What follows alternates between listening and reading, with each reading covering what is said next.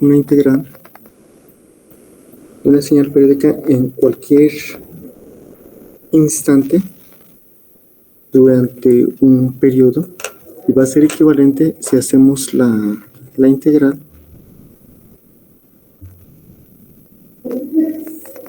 en el primer periodo, ¿no? O en el primer ciclo. Nos va a dar siempre el mismo resultado, no importa dónde integramos, siempre y cuando sea sobre un intervalo igual a un periodo. Entonces nosotros podremos integrar el primer ciclo o el primer periodo y es exactamente lo mismo. Bien, esto es debido a que la información se repite y nuestra señal periódica tiene un comportamiento repetitivo. Tenemos una última propiedad que vamos a ver, que nos permite combinar señales periódicas. Puede ser que dos señales que son periódicas por sí solas sean periódicas, pero combinarlas linealmente, o sea, sumarlas, ser una suma literal o una suma ponderada. ¿Qué quiere decir suma ponderada? Que pongamos aquí un coeficiente, A1 y A2. ¿Sí? No importa esos coeficientes, generalmente se maneja la suma, pero también es válido si se hace la combinación lineal, que es lo que ustedes ya conocen de álgebra lineal, ¿no? Que no es más que una suma ponderada. Bien, ¿qué pasa con el resultado de sumar dos señales periódicas? Puede ser que el resultado no sea señal periódica. Hay que cumplir una condición que nos asegure que la suma, que sería en este caso f de t, sea periódica. Entonces vamos a tener dos señales, f1, f2, que son periódicas. ¿Qué quiere decir que cumplen esta condición? f1 tiene un periodo, f2 también tiene su periodo. Entonces cumple esta condición. Nosotros lo hemos manejado de esta forma. ¿Sí? Es la definición básica. Nada más que aquí estamos particularizando para la señal 1 y para la señal 2. Pero también se cumple esta misma relación si nosotros tomamos no un periodo, sino un número entero de periodos fundamentales, en este caso de la señal 1, un número entero de periodos de la señal 2. T1 y T2 son periodos fundamentales. ¿Sí? Entonces, la información la vamos a tener en el primer ciclo o en cualquier ciclo, en el segundo, tercero, cuarto, no importa. Aquí estamos manejando un n-avo y un m-avo para el caso de F1 y F2 respectivamente. Entonces, con estas consideraciones, se dice que la señal f de t es periódica si se encuentra o si existe un periodo. Esto es un parámetro t mayúscula positivo. Esto cumple esta condición. Vamos a sustituirla, ¿sí? Esta condición en esta suma. F de t es la suma de esas dos señales. Entonces tenemos esto. F depende de t. F1 también depende de t, F2 también de t. ¿Qué pasa si ahora el argumento ya no es t, sino es la suma de t más el periodo, que es lo que tenemos aquí? Entonces tendríamos que F1 tiene un nuevo argumento, t más el periodo, F2 y de igual manera, t más el periodo. Este es el periodo de la señal resultante. Pero nosotros recordemos que la señal F1 es periódica, o sea, cumple esta condición que estábamos viendo previamente, F1 y F2. Cumplen estas dos condiciones, estas dos características. Entonces, para que F mayúscula sea periódica, perdón, F resultante sea periódica, nosotros requerimos que la suma es lo que estamos planteando aquí, cumple esta condición. Cada uno de los términos F1 y F2 satisfacen su propia periodicidad, que es la condición que estamos marcando aquí. Esta es su propia condición de periodicidad. Esta condición que tenemos es la condición de periodicidad de la señal resultante. Bien, como tenemos esta condición y esta condición, queremos que F1 sean iguales. Los argumentos deben de ser iguales. F2 sea igual a F2. Tienen diferentes argumentos. Para que sean iguales o equivalentes, los argumentos deben de ser iguales. Entonces, para que los argumentos sean iguales, se establece esta relación. El periodo de la señal resultante debe ser igual al múltiplo entero de periodos de la señal 1 y además debe de ser igual a número entero de periodos de la señal 2. Debe de satisfacer esta condición. ¿Sí? Entonces, nosotros podemos relacionar estos dos términos. Sacamos la división T1 entre T2. Despejamos y encontramos que esta relación debe ser igual a la relación de dos números enteros. Esa relación de números enteros se conoce como un número racional. Entonces, decimos que una señal resultante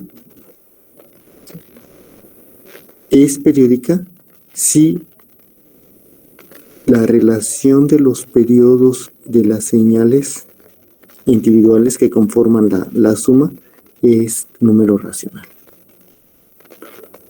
Vamos a ver un ejemplo. Tenemos una señal que está formada por dos términos senoidales. Aquí nosotros podríamos decir F1 es seno de 3t y F2 obviamente es seno de 10t.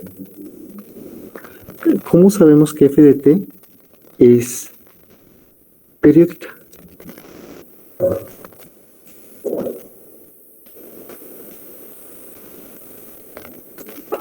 Pues siempre y cuando la relación de los periodos de T1 entre T2 sea racional. ¿Quién es T1? En este caso es 2pi entre 3. T2, 2pi entre 10. Aquí podemos hacer una reducción. Tendríamos pi quintos. Entonces vamos a relacionar estos dos periodos. ¿Qué tendríamos?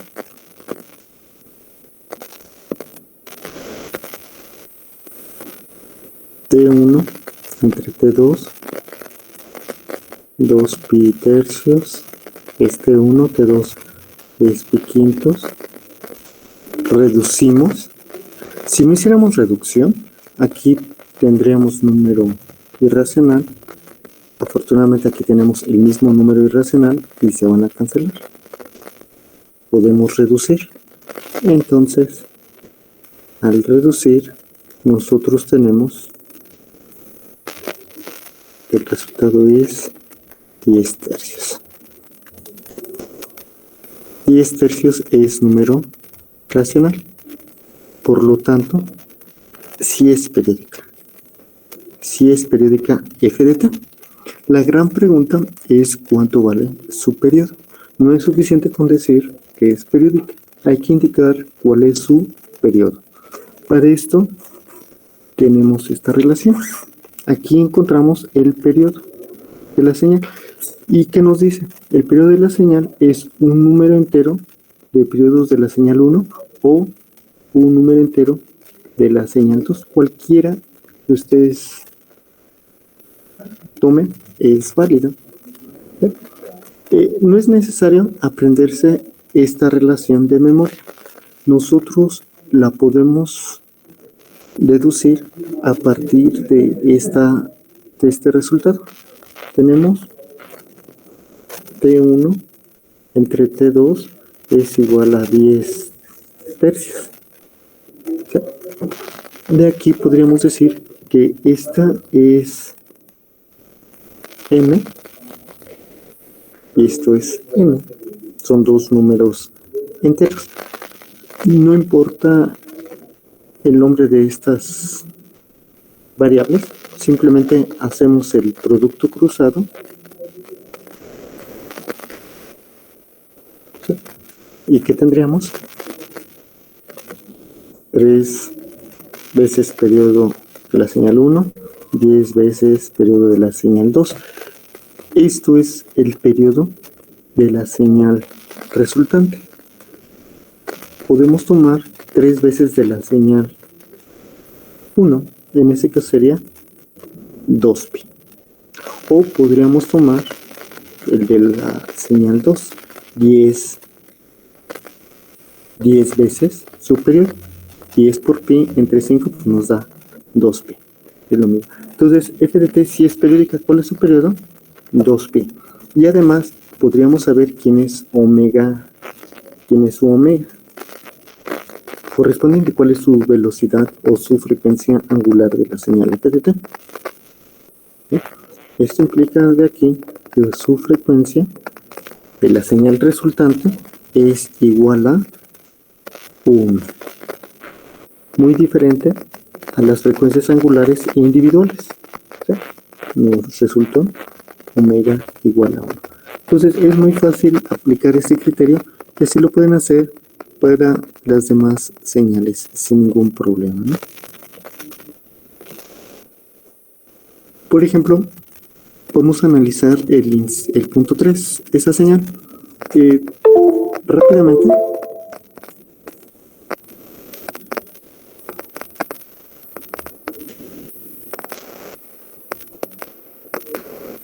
Hay un pequeño problema en el internet. Creo que ya no. Ya no tenemos problemas. Tenemos la señal del punto 3. Aquí la pregunta, cuando nos piden analizar la señal, pues lo primero es periódica, porque estamos viendo señales periódicas. Entonces aquí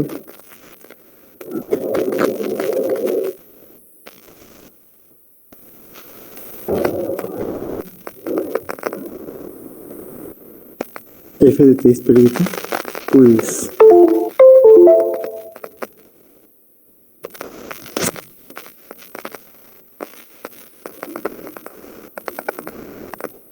me está mandando mensajes de que hay problemas de conectividad. No sé ustedes si no escuchen la explicación entrecortada. Creo que no. Bien, aquí sacamos la relación de T1 entre T2 y tenemos que investigar si es racional, ¿no? Entonces T1 es 2. Esto va a decir que es F1, esto va a decir que es F2. Rápidamente su periodo es 2. El periodo de la señal 2 es pi quintos.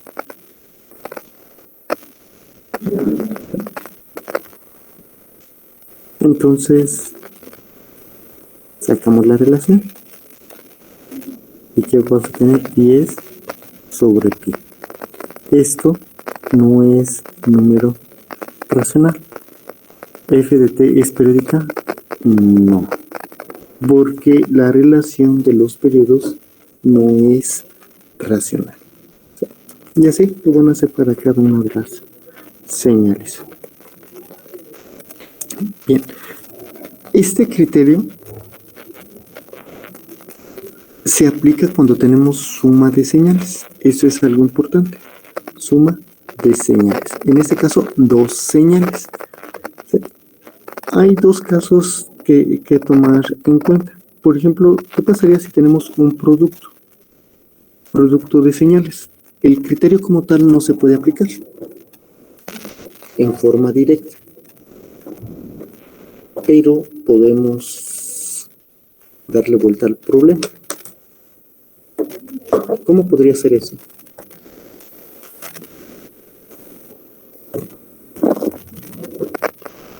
De un producto quisiéramos llevarlo a una suma, porque solamente se puede aplicar para una suma.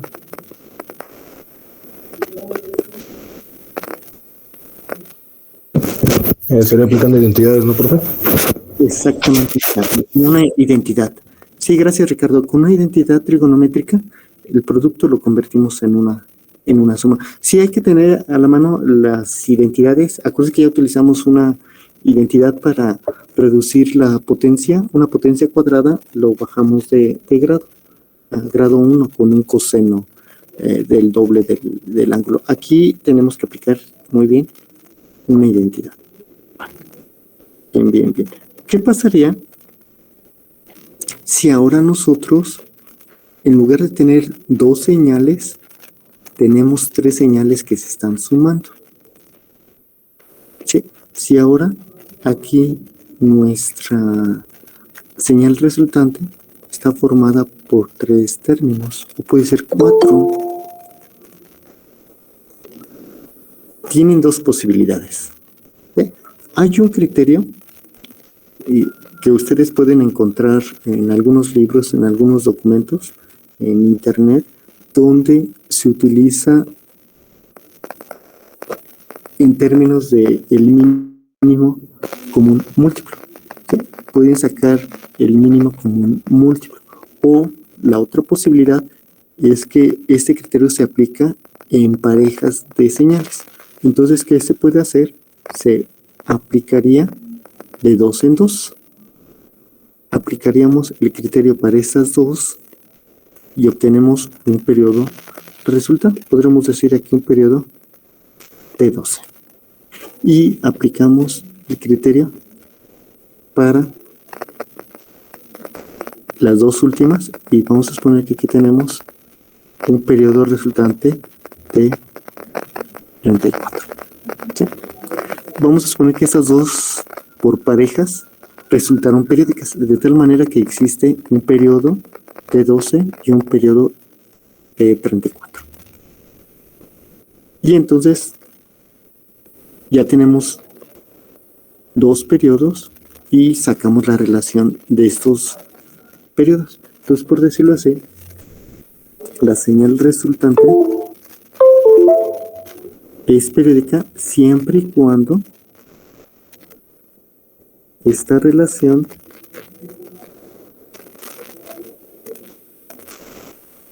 sea racional. Si se cumple esta condición, la señal f de t es periódica. Aquí, ¿qué se tuvo que hacer? Aplicar el criterio entre dos señales y así irlas agrupando entre dos señales. Cuando analizamos dos señales, tenemos un periodo resultante. Aquí hacemos igual. Analizamos estas dos señales y obtenemos un periodo resultante y ahora sí, tomamos la relación de esas dos señales, de esos dos periodos y diríamos que tenemos que verificar este criterio. Es como que decir, nosotros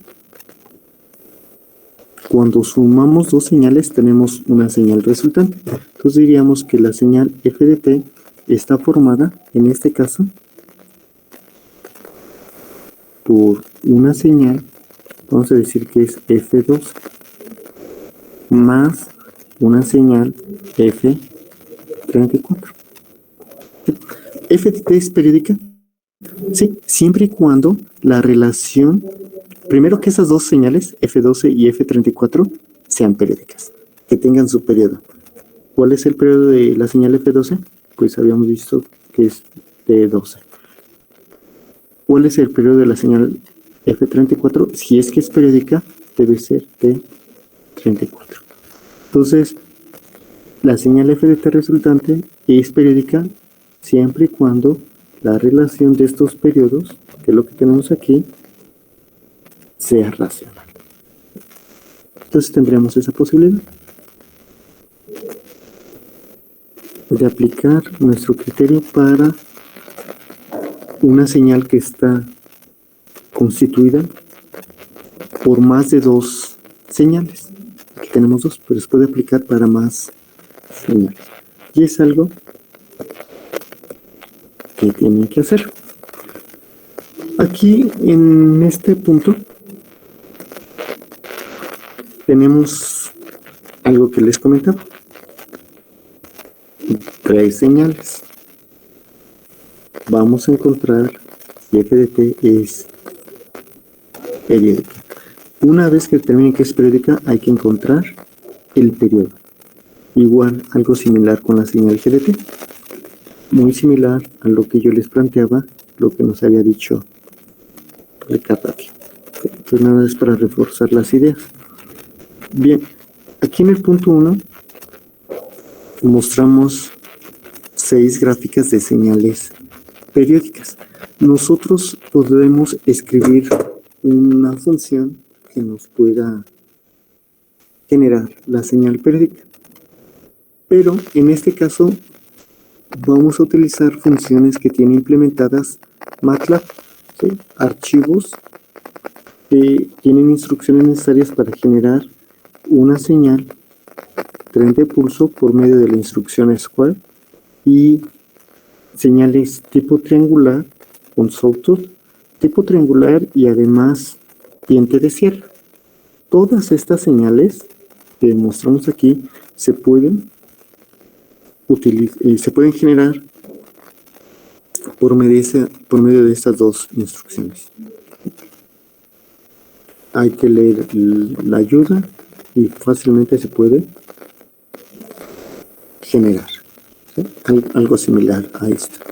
El tren de pulsos, que es lo que tenemos aquí, es una señal muy usada en el área de mecatrónica. Ahorita aclaramos eso.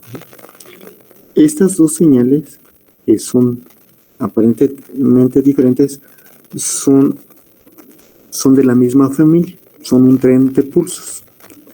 Estas dos señales reciben un nombre especial, se conocen como señales tipo PWM.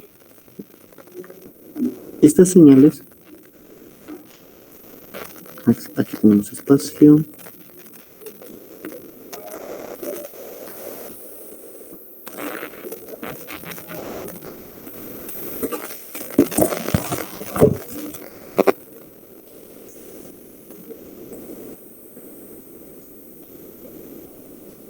es un tipo especial de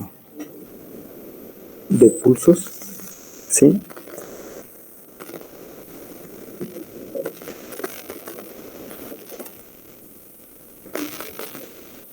Permítame 30 segundos.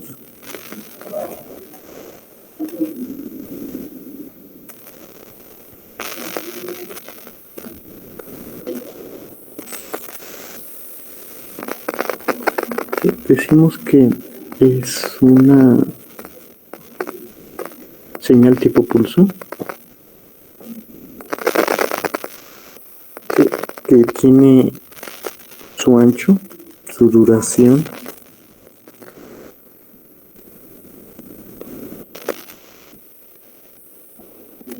que cambia, no está fija, va a cambiar.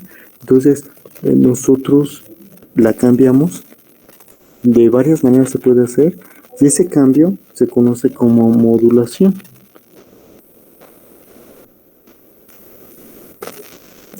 Muy similar a lo que ustedes ya conocen como señales tipo FM, AM.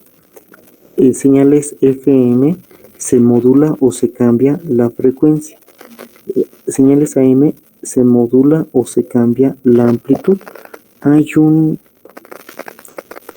un patrón que nos permite cambiar la frecuencia y otra la amplitud de alguna señal.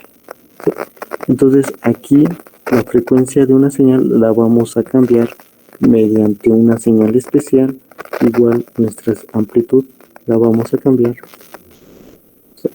Esta amplitud es variable, entonces se dice modulando.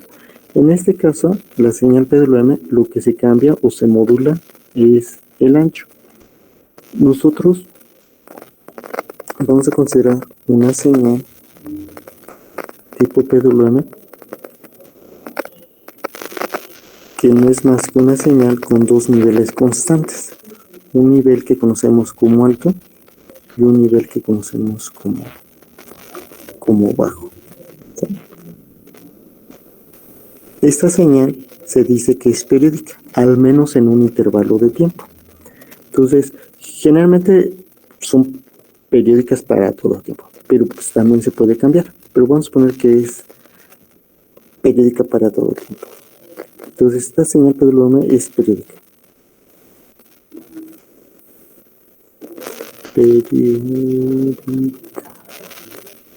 Esto implica que existe un periodo.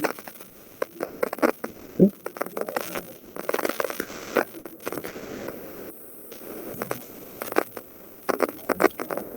Un número positivo mayor que 0. Esta señal va a tener un nivel alto y un nivel bajo. ¿Sí? Generalmente los dos niveles tienen la misma duración, pero puede cambiar. Algo que se observa aquí en estas señales. Por ejemplo, estas dos señales tienen la misma duración, nivel alto, 2 segundos, nivel alto, nivel bajo, 2 segundos. Pero puede cambiar, como lo tenemos aquí en la segunda señal. El nivel alto dura menos que el nivel bajo. Esa característica se cuantifica por algo que se conoce como el ciclo útil de la señal. Nosotros aquí tenemos una duración del nivel alto que vamos a denominar como TA. ¿Sí? Tiempo de nivel alto. ¿Sí? Espero no se confunda con un periodo. ¿No? Ese es tiempo de nivel alto. Si quieren lo ponemos en minúsculas para que no haya confusión. Tiempo de nivel alto. Aquí obviamente está el tiempo de nivel bajo, pero ahorita no nos importa, porque si conocemos el periodo, tenemos esta relación, pero no nos importa el tiempo de nivel bajo. Bien, esta señal se distingue por algo que se conoce como el ciclo útil de la señal. Se supone que lo que realiza trabajo, aunque no siempre es así, es el nivel alto. El nivel alto es el que de alguna manera nos va a generar algún tipo de trabajo. Ese tipo de trabajo va a cambiar dependiendo de cuánto esté durando el tiempo alto. Y es lo que se conoce como el ciclo útil o el duty cycle. El ciclo útil de nuestra señal. Esto es D. ¿Cómo lo calculamos? Dividiendo TA, tiempo de nivel alto, entre el periodo. ¿Sí? Si el tiempo alto es la mitad del periodo, tendríamos un duty cycle del 0.5. Generalmente se da en forma porcentual. Entonces aquí lo vamos a multiplicar por 100%. Tenemos un ciclo útil del 50% cuando el tiempo alto es la mitad del periodo. Ricardo, ayúdame con el duty cycle de esta señal. de la que estamos aquí.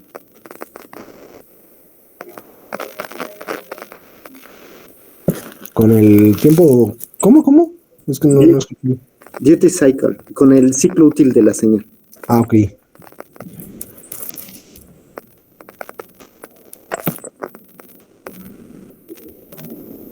Pues el tiempo alto es de 1, ¿no? Un segundo, va. Un segundo. Ajá. Bien. ¿Qué necesitamos además? El periodo. El periodo. ¿Cuánto es el periodo? 4, de 4. 4, bien. ¿Cuánto es el duty cycle? Sí, es de 4, ¿no? No. ¿O era de un cuarto? ¿Qué se relaciona? Tiempo alto entre el periodo. Ajá. ¿Sí? 25%. Ah, sí, entonces sería un cuarto, ¿no? Sí, y en porcentaje se da 25%. 25%. Aquí tenemos, gracias chicos, esta señal tiene un ciclo útil del 25%, esta señal que tenemos aquí es del 50%. Nosotros podemos cambiar su ciclo útil. Ahora, ¿dónde empleamos esta señal duty cycle? Pues en muchas áreas. Por ejemplo, esa señal tipo PWM la empleamos en algunos servomotores que algunos estudiantes han usado, que están servocontrolados. Tienen tiene terminales de alimentación, ese servomotor, y tiene una señal que se llama de control. Es una señal que es tipo PWM y que les permite dar una referencia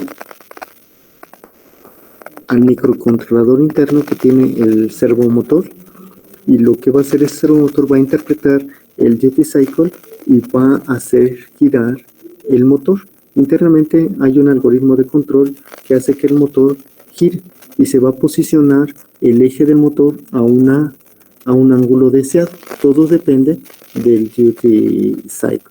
Si ustedes dan un 50%, se va a poner a la mitad de su giro total. Si lo cambian el 25%, pues a un cuarto, ¿sí? de su barrido total, ¿no? Entonces, Okay. sí, te escucho. Si no me equivoco, también la PWM se ocupa en cuestiones de entrada o salida de un Arduino, un microcontrolador, o en cuestión de tren de pulsos de un 555, ¿no? Creo que lo último que me dijiste. De un 555. No es que se use, los genera. El 555 genera... Sí, genera el tren de pulsos, sí. Sí, el 555 genera una señal tipo PWM, cambiando los resistores. El Arduino, así es como tú dices, no es que sea la entrada, más bien es la salida. Generalmente el Arduino tú lo programas para generar ese tipo de señales y las puedes generar sin mucho problema. Hay algoritmos ya preestablecidos. Entonces sí, Isaac, se pueden generar tanto con dispositivos lógicos como un microcontrolador o en forma analógica como un 555. ¿Sí? Y son muy usadas, ¿sí? Ese tipo de señales. Fíjense, yo no sé para qué la hayas utilizado, Isaac, pero una aplicación generalmente es en etapas de potencia. Nosotros podemos tener un motor, una lámpara, lo que ustedes quieran, una resistencia calefactora si quieren. Este sería el símbolo. Una resistencia que va a generar calor. Esta resistencia la vamos a alimentar con una tensión. Y pues si lo conectan a tierra, pues genera cierta cantidad de calor. Pero aquí no estamos controlando nada. Simplemente genera hacia a su valor máximo, de acuerdo a esta corriente. Obviamente, a la corriente que da esta fuente. Obviamente debe estar calculada para que no se queme la resistencia y la fuente no tenga problemas. Pero si nosotros quisiéramos modular el calor que genera esta resistencia, podríamos poner una etapa de potencia. Una etapa de potencia muy sencilla, como puede ser un, un transistor. Pueden poner un relevador también, sin problema. Pero digamos, de lo más accesible para ustedes, que es fácil de implementar o que conocen, yo creo que el relevador, la mayoría utiliza, pero bueno. El problema con el relevador, si es que no es de estado sólido, es que son muy lentos y se desgastan muy rápido. Y además se escucha muy cerca. ¿El relevador no es en cuestión analógica? ¿Mandé? El relevador no es en cuestión analógica, no es una señal, bueno, no genera una señal analógica, por lo que... No, ¿qué es un relevador? Es A ver, un... escríbemelo en general, Isaac. A ver, en general. Así. ¿Es un dispositivo electrónico? Bueno, un componente electrónico. Fíjate que no. Los primeritos hay de dos tipos. Okay. Hay electromecánicos y hay electrónicas. Y era lo que yo les decía, si es de estado sólido, es electrónico. Si es de los básicos, es electromecánico. A ver, pero no importa. A ver, continúa. Ok. Eso no me lo sabía. Yo nada más lo tenía por entendido que era un componente electrónico, el cual es utilizado para un voltaje más alto en cuestiones para manejo de un foco o algo que consuma pues sí, vaya, un voltaje o una corriente elevada, ¿no? Sí, es como una etapa de potencia. Se dice que es un dispositivo de etapa de potencia. ¿Qué quiere decir? Que es capaz de manejar señales de alta potencia, o sea, corriente muy alta, por tensión alta, mediante una tensión baja de corriente o tensión baja, generalmente 5 volts, con una corriente de miliamperes. Sí, no es más que un interruptor, Isaac. Un relevador no es más que un interruptor accionado electrónicamente o eléctricamente. Anteriormente, fíjate que yo creo que no sé si conozcan por dentro un relevador, pero no es más que un electroimán que atrae un interruptor con el fin de abrirlo o más bien cerrarlo. Depende, porque están normalmente cerrados o normalmente abiertos. Generalmente están abiertos. Entonces, ¿qué hace el electroimán? Cuando ustedes lo energizan, atrae el switch, el interruptor, y se cierra y ya permite la conducción. Generalmente el electroimán requiere poca corriente y ustedes pueden hacer, lo voy a dibujar, pueden hacer circular una gran corriente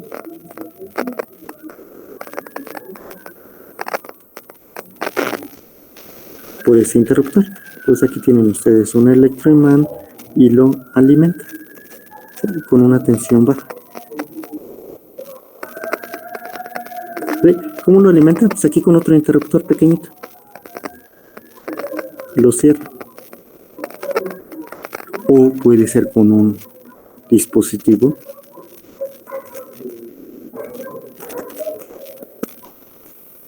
lógico. Sí, como puede ser un microcontrolador con sí, que es lo más común. Sí, entonces, cuando ustedes alimentan este electroimán, aquí obviamente tiene su núcleo, no lo dibujé, tiene un núcleo, se genera un campo electromagnético, se orienta este campo electromagnético con el núcleo, y ¿qué se hace? Se atrae este pedazo debe ser ferromagnético, de tal manera que se cierra y ya puede circular corriente, una gran corriente. Aquí con una corriente de miliamperes pueden hacer circular corriente del orden de, obviamente, de amperes, de decenas, centenas o una gran corriente. Con un dispositivo de baja corriente pueden controlar alta corriente. ¿Sí? Entonces, esto es electromecánico y ustedes lo van a notar por dos cosas, bueno, por tres cosas. Lo que dice el fabricante, por el tamaño, ¿sí? Generalmente son algo voluminosos, y cuando funcionan se escucha tic, tic, tic, tic, tic. Se escucha que se está activando los interruptores. Lo malo es que después de cierto tiempo se desgastan las terminales y ya no hacen buen contacto y ya se acaba su ciclo útil, ¿no? Entonces, estos son electromecánicos, que no son más que un interruptor accionado eléctrica o electrónicamente, y tenemos los de estado sólido, que ya son de los más comunes. ¿Y qué tiene un relevador de estado sólido? Internamente no tiene más que un transistor o un SCR o TREAC, ¿sí? Dependiendo para qué sirva, que son dispositivos semiconductores, ¿no? Lo más básico es un transistor. Aquí tenemos un transistor NPN tipo BJT, y algunos ya lo han manejado. Tiene 3 terminales. Este es colector, este es base y este es emisor. Ese es el símbolo de un transistor tipo BJT, que nosotros podemos hacer que circule corriente por sus terminales. ¿Qué hacemos? Lo alimentamos en esa terminal, que es la base, y le pusimos una resistencia para que no se queme, para limitar la corriente. Entonces, al hacer pasar una corriente que llevamos de base, ese transistor empieza a conducir de su terminal colector a emisor. Que también conduzca depende de la corriente. Si la corriente es pequeña, la resistencia que aparece en estas 2 terminales es alta y circula poca corriente. Entonces, ¿qué hacemos? Incrementamos la corriente de base. ¿Cómo lo aumentamos? Disminuyendo la resistencia. Calculamos un valor de tal manera que la corriente sea necesaria y aquí aparezca la menor resistencia y pueda circular la mayor corriente posible, sin encontrar oposición. Si no lo alimentamos, el transistor no va a conducir. Entre las terminales colector-emisor no hay conducción. Entonces, nosotros vamos a tener este transistor y vamos a suponer que en lugar de poner una resistencia calefactora, ponemos un foquito.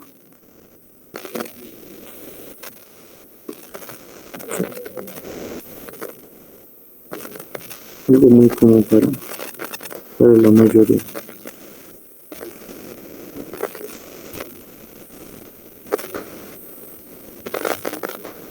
Y va a iluminar, obviamente. Dependiendo. Si pasa corriente por el foco, se ilumina. Si no, pues obviamente está apagado. Bien, aquí nosotros podemos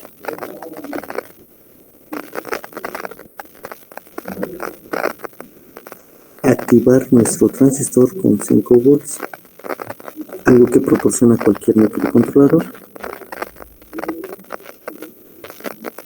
Un Arduino, sin problema. O podemos poner 0 volts. 5 volts, el transistor conduce y decimos que entra en estado de saturación. Conduce toda la posible corriente. Y esto sería equivalente a cerrar un interruptor. Cerramos. Entonces, el foquito es alimentado por la tensión que tenemos aquí en esta terminal, que puede ser, por ejemplo, de 24 volts. Cosa que no lo podríamos hacer con un Arduino o con un microcontrolador. Generalmente manejan 5 volts. Nosotros, si conectamos a las terminales 24 volts, lo quemaríamos. Entonces necesitamos una etapa de potencia. Esta es mi etapa de potencia. Entonces, nosotros podemos encender y apagar este foquito a una cierta velocidad. Esa velocidad, pues, estaría dada por una señal tipo PWM. Si lo ponemos al 50%, y con una cierta velocidad, el foquito va a iluminar la mitad de lo que nosotros pudiéramos tener si conectamos directamente los 24 volts, porque la mitad del tiempo va a estar encendido y la mitad va a estar apagado. Si reducimos el duty cycle al 25%, se va a reducir la luminosidad. Ahora, aquí algo importante. Si nosotros, por ejemplo, aquí el periodo, tenemos que suponer lo siguiente. Si el periodo de nuestra señal es igual a 10 segundos, por ejemplo, lo que nosotros observaríamos sería 5 segundos encendido, 5 segundos apagado. Sí, notaríamos cómo se enciende, cómo se baja, cómo se apaga. Se enciende y se apaga. Porque aquí el periodo es muy, muy grande. Si nosotros disminuimos el periodo,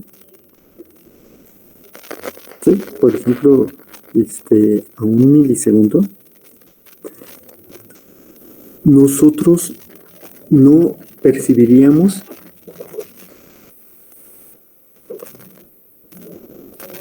las transiciones. Ya lo veríamos en forma continua. La mitad del tiempo estaría prendido y apagado. Y nuestros ojos lo que verían es una combinación. Veríamos la mitad. Y es algo muy similar a lo que cuando anteriormente se hacía cine. No eran más que al inicio, por ejemplo, las películas animadas, las que hacían dibujando, hacían pasar los dibujos a una cierta velocidad, se proyectaban a una cierta velocidad y nosotros lo que percibíamos era continuidad en el movimiento. Nosotros, más bien nuestros ojos, no distinguen velocidades que sean 24 veces por segundo. Con esa velocidad de 24 veces, un cambio 24 veces rápido por segundo, no se percibe, no lo percibe el ojo, lo ve continuo. Entonces, nosotros si vemos un cambio con una frecuencia mayor, pues tal vez ni lo distingamos. Sí percibimos muy bien cambios de 24 veces por segundo. Y así estaba hecho el cine. Proyectaban dibujos, ¿sí? 24 dibujos por segundo. Hacían pasar esos dibujos a esa velocidad y nosotros veíamos un movimiento continuo. Si pusieran 12 dibujos por segundo, se vería burdo. El movimiento de los dibujos, no habría continuidad. Algo similar sucede con los focos. Nosotros, por ejemplo, en nuestras casas tenemos lámparas que alimentamos con una señal que está cambiando 60 ciclos por segundo. Nosotros no vemos el encendido y apagado de la señal. ¿Sí? Aquí está variando la señal, pero esta luminosidad no vemos la variación. Si la señal de corriente alterna en lugar de 60 Hz fuera, por ejemplo, de 10 Hz, ya estaríamos viendo la variación de encendido y apagado de nuestros focos. Sí, de los, lo que se conocen como lámparas incandescentes. Las actuales que son LEDs, que están electrónicamente controlados, pues no habría problema. Sí. Pero si fueran lámparas incandescentes donde tenemos un filamento, si alimentáramos con 10 Hz, se notaría cómo cambia la luminosidad. ¿Sí? Bien. ¿Qué pasaría si en lugar de un foco pusiéramos un motor? Un motor que queremos cambiar su velocidad de giro. Un motor que se simboliza por un círculo que representa el rotor y estos cuadritos aquí en los extremos, que no es más que las escobillas. Este es un motor de corriente directa. Entonces aquí tenemos un motor de serie. Su velocidad de giro nos dice el fabricante que son 1000 RPM si nosotros lo alimentamos con 24 volts. ¿Sí? Entonces, nosotros podemos controlar la velocidad del motor mediante una etapa de potencia de este tipo. Sí, lo más básico sería poner un transistor. Pueden poner lo que ustedes han manejado con un puente H, que son 4 transistores, pero como nada más nos interesa que gire el motor en un sentido, pues con un transistor es suficiente. Si quieren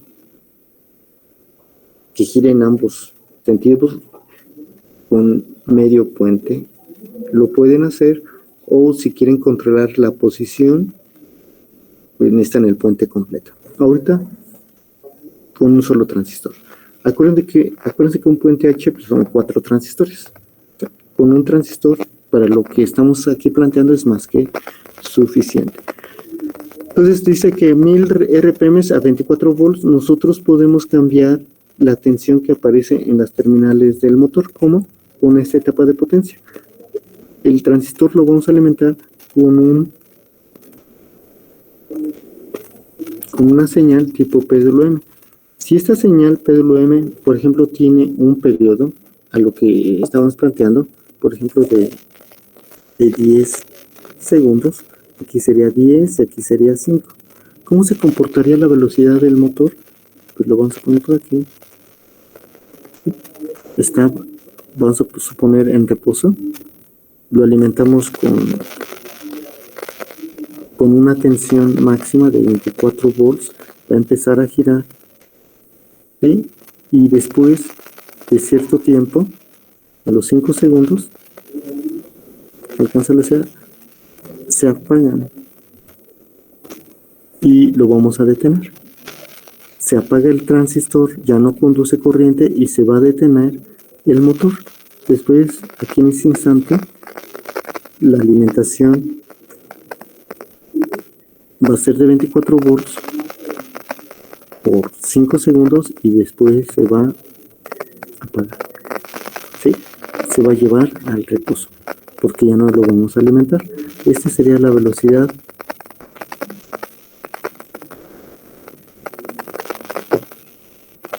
del motor. Aquí puse en RPM, aquí lo estoy poniendo en radianes por segundo. Bien. Hay este problema porque el periodo es muy grande. ¿Qué se hace generalmente? Manejar periodos más pequeños, de tal manera que no le demos tiempo a que el motor se detenga, y lo que tendríamos como efecto resultante sería algo parecido a esto. Se va a encender, se va a activar, se va a detener, pero va a ir aumentando así en forma oscilatoria hasta alcanzar un valor máximo. Si tenemos un duty cycle de 50%, obviamente alcanzaríamos 500 RPM.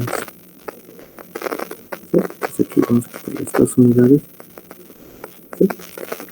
Y si pudiéramos medir la velocidad, observaríamos algo como esto, una señal una velocidad que está fluctuando, porque la señal con la cual se alimenta está cambiando constantemente de valor, de un nivel alto, nivel bajo. ¿Sí? Si nosotros cambiamos el duty cycle, pues a un valor, por ejemplo, al 25%, pues obviamente se va a reducir la velocidad a 250 RPM. Nosotros podemos cambiar la velocidad con la cual gira el motor cambiando simplemente duty cycle. Un microcontrolador ya tiene programado un PWM. Simplemente lo cambian ustedes y... permítanme, un problema.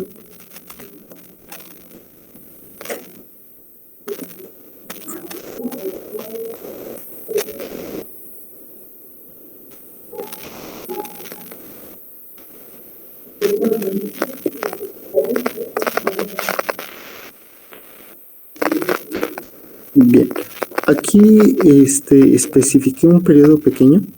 Eh, Generalmente las etapas de potencia, y así ustedes lo pueden checar en los datasheets de las etapas de potencia para motores, son de periodos muy pequeños.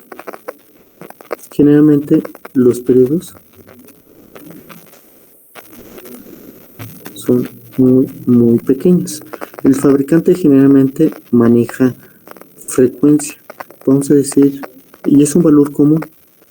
Es pequeño esta frecuencia. Hay frecuencias más grandes. Por ejemplo, dicen, no, pues está funcionando en etapa de potencia una frecuencia de 10 kilohertz. ¿Sí? O sea, tenemos un periodo de 100 microsegundos. Y es algo muy común. Obviamente, entre más alta sea la frecuencia, esas fluctuaciones se van a reducir o no los vamos a percibir. Y va a haber sus inconvenientes, obviamente. El ruido generado y todo eso, pero bueno, hay forma de resolverlo. Bien, chicos, ¿alguna pregunta? Espero, ¿no?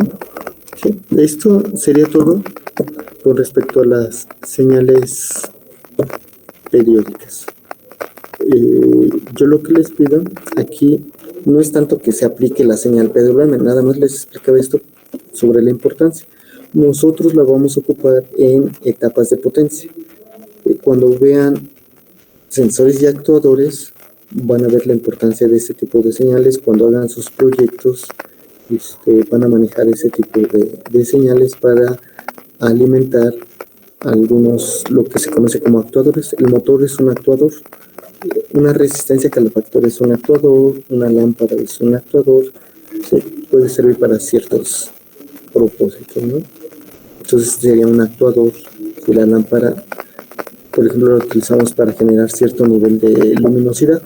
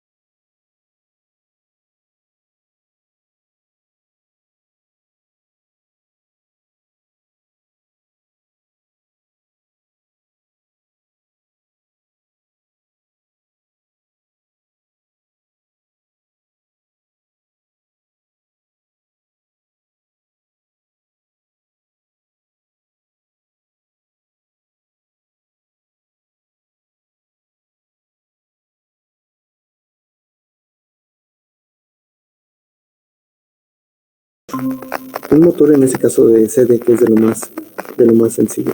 También es una resistencia calefactora, que era con lo que iniciamos, o un foco. Ustedes pueden cambiar la luminosidad de un foco, pueden cambiar la intensidad con la cual brilla, y es un experimento muy sencillo, ¿no?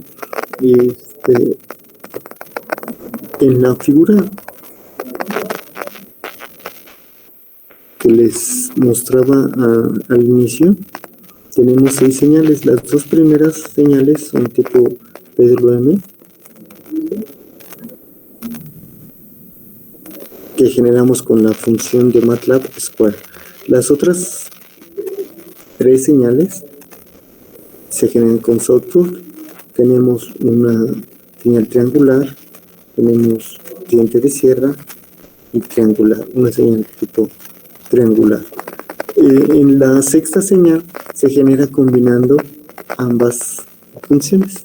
Mediante una programación muy sencilla y combinando ambas funciones, ustedes pueden generar esta sexta señal. Todas las señales se tienen en el mismo periodo y se están mostrando 3 ciclos. 3 ciclos de la señal. No hay mucho problema, siempre y cuando sepamos utilizar la función square y software. Bien, hasta aquí dejamos el tema de señales periódicas. Vamos a ver otro tipo de clasificación: señales tipo CD, señales tipo CA. Algo importante es que nosotros, para poder procesar las señales y sacar la información que necesitamos, generalmente vamos a descomponerlas. Vamos a extraer la información, ¿sí? Vamos a extraer ciertas características de las señales mediante un proceso de descomposición. Por ejemplo, algo muy usual es que nosotros podamos tener una señal con ruido, que sería la primera gráfica, ¿sí? Vamos a esa señal con ruido, implícitamente hay señal, nada más que nosotros no la visualizamos por el ruido. ¿Qué vamos a hacer? A separar el ruido de la señal, y es lo que tenemos en la figura 2. Mediante algún proceso se descompuso, se separó la señal del ruido. Entonces ahí las tenemos ya separadas.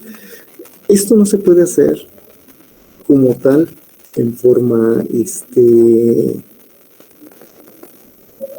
real. No es posible quitar el ruido de una señal, porque implicaría una de dos: o conocer el ruido, cosa que no se puede hacer porque el ruido es algo aleatorio, es algo que no se puede predecir, tiene un comportamiento característico pero no se puede predecir. Y la otra opción que tendríamos es conocer la señal, pero resulta que como viene contaminada no sabemos cuál es la señal. Entonces, separar esa señal original en 2 partes, separarla en 2 partes, pues no es posible. En la realidad no se puede hacer. Lo que sí se puede hacer es disminuir el ruido, que eso se hace mediante una operación de filtrado. Si nosotros construimos un filtro adecuado, nosotros obtendríamos una señal que se asemejaría a la señal real. Entonces, hacer descomposición de señales generalmente es algo teórico.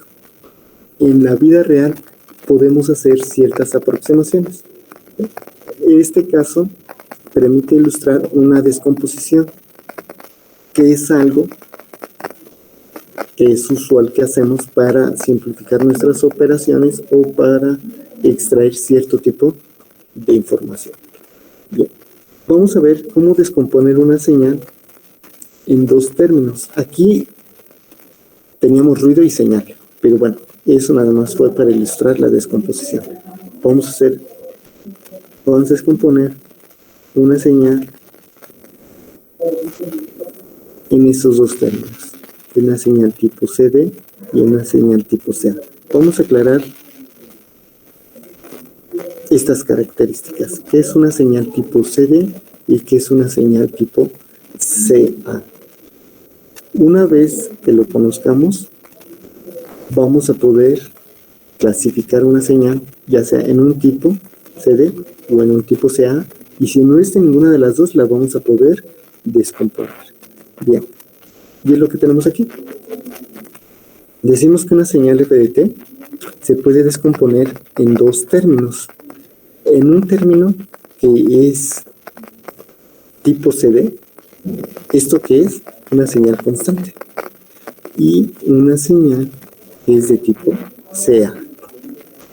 ¿Sí? Obviamente, si la señal es constante, la componente de CA es igual a 0. ¿Sí? Una señal puede ser tipo CD, que implica que sea constante. Si la señal es constante,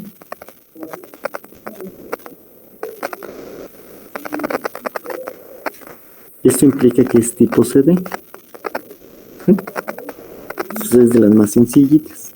Obviamente una señal tipo escalón, por ejemplo escalón unitario, no es tipo CD porque no es constante. ¿Sí? ¿Quién es una señal tipo CD?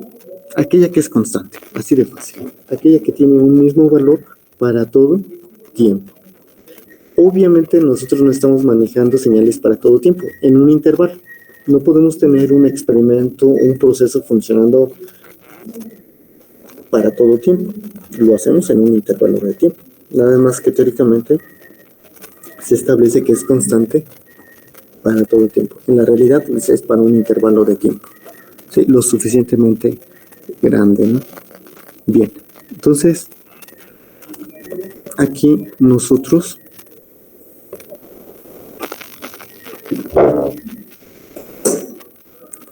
gráficamente podemos tener lo siguiente. Esta señal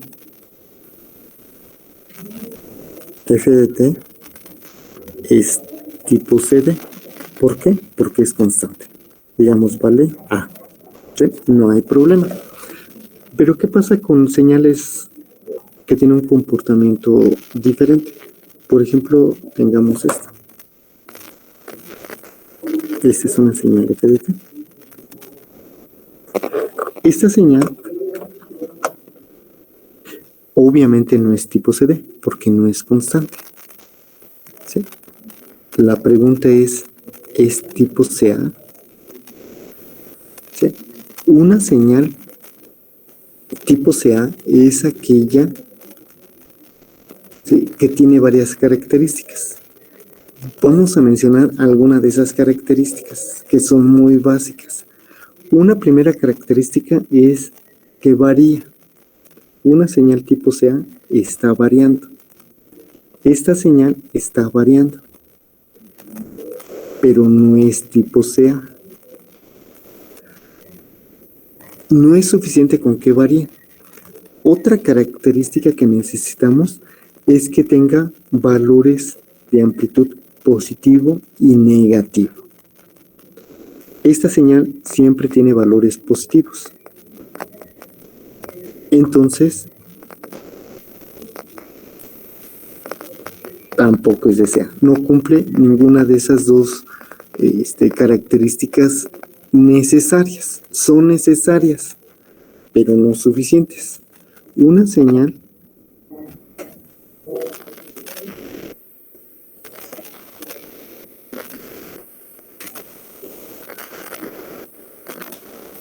tipo CA necesita dos características. Son necesarias, pero no suficientes. Necesita, inciso A, que tenga un comportamiento variable, que esté cambiando. Amplitud variable.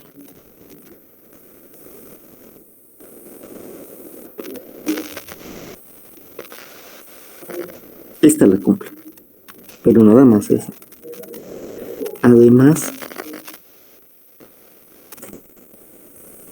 se requiere que tenga amplitud positiva y negativa. Podríamos tener esto.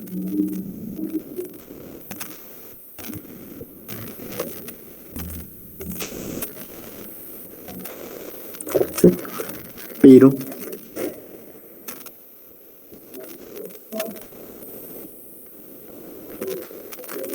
no es suficiente. Esta señal, ¿sí?, tiene valores negativos y tiene positivos. Tiene positivos y negativos. No es suficiente con que tenga positivos y negativos. Debe de haber un balance, un tipo de balance entre valores positivos y valores negativos. Visualmente aquí no tenemos un tipo de balance, como que no están equilibrados la parte positiva y la parte negativa. Entonces, se requiere un criterio cuantitativo para especificar ese balance. Intuitivamente, aunque esta señal tiene amplitud variable y tiene amplitud positiva y negativa, desgraciadamente no es de tipo SEA. Esta señal no es de tipo SEA. Obviamente no es tipo CD, ni es tipo SEA, ni es ninguna de las dos. Como no es ninguna de las dos, se puede descomponer en una componente, en un término constante y en un término tipo SEA. Vamos a encontrar la componente de CD. Vamos a encontrar un valor constante que represente a nuestra señal. Un valor constante que sea la mejor aproximación o representación de la señal. Ustedes me podrían tal vez proponer un valor como este, pero este valor constante no es adecuado. Se nota que no está dentro del intervalo de variación de nuestra señal. También podrían proponer este otro. Voy a poner este negativo. Tampoco es adecuado porque no está dentro del intervalo de variación. Entonces, este valor no es aceptable. Tal vez alguien puede decir, yo propongo este valor. Pero alguien podría decir, a mí me gusta más este. O este. Como hay muchas opciones, no podemos dejarlo subjetivo. La selección de un valor constante que represente a nuestra señal o que caracterice a la señal. Vamos a determinar una fórmula que nos determine la mejor aproximación constante de esta señal. De tal manera que muchas veces, en lugar de manejar la señal como tal, lo que se hace es utilizar el valor constante. ¿Sí? Y eso lo haríamos la siguiente clase. No es muy largo el procedimiento. Lo que nos interesa ahorita es determinar el valor constante que mejor aproxima nuestra señal. ¿Sí? Y ya encontraríamos este primer término. Esta señal que tenemos aquí no es tipo CD, porque no es constante, está variando, ¿sí? Pero tampoco es de tipo SEA. ¿Por qué? Porque no hay un tipo de balance, un tipo de equilibrio entre valores positivos y negativos. Aquí vemos que tenemos más valores positivos que negativos, ¿sí? Una señal tipo SEA requiere ese tipo de balance. Una variación en la parte positiva equivalente a la parte negativa. Pero ese término que estoy utilizando no es el adecuado y lo vamos a ver posteriormente, ¿no? Esto es nada más así intuitivamente. ¿Qué vamos a hacer ahorita? Bueno, más bien en esta clasificación, determinar si una señal es tipo CD, si es tipo SEA. Esta no es ninguna de las dos. Como no es ninguna de las dos, vamos a descomponerla en una componente CD y una componente SEA. Muy similar a lo que hicimos con las señales pares. Una señal se puede clasificar como tipo par o impar, o ninguna de las dos. Si no es ninguna de las dos, entonces lo podemos descomponer. Muy similar a lo que tenemos aquí. Bien. En nuestra siguiente reunión vamos a encontrar la componente de CD, o sea, un valor constante que mejor aproxima a una señal cualquiera, ¿no? En este caso a la señal f de t. Bien, gracias, buen día, gracias a todos. Bien, profe, hasta luego. Que tengan excelente día. Gracias. Gracias igualmente, bye.